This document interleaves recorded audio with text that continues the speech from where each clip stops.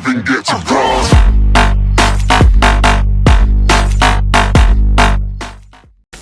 Salutare toată lumea și bine m-am regăsit la un nou tutorial pe acest canal. De data asta vreau să vă arăt cum să vă faceți o poză cu capul de la skinul dumneavoastră. Ok, am băgat și dubstep. Sper că mă aud. Dați, dau puțin mai încet la dubstep. Cam pe la 29%.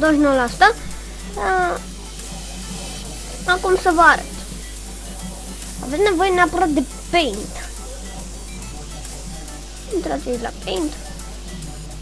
Deci da, aici, aici.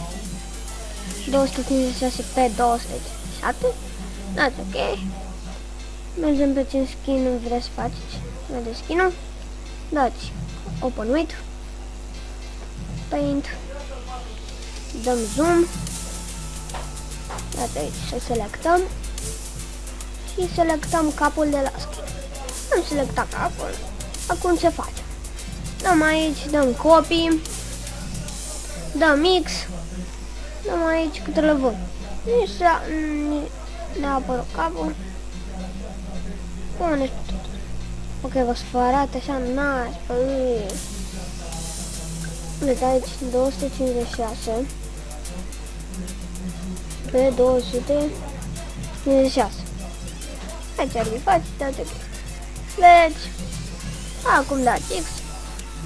Dați Save. Desktop. Aici puneți ce nume vreți. No, save. Și aveți aici poza.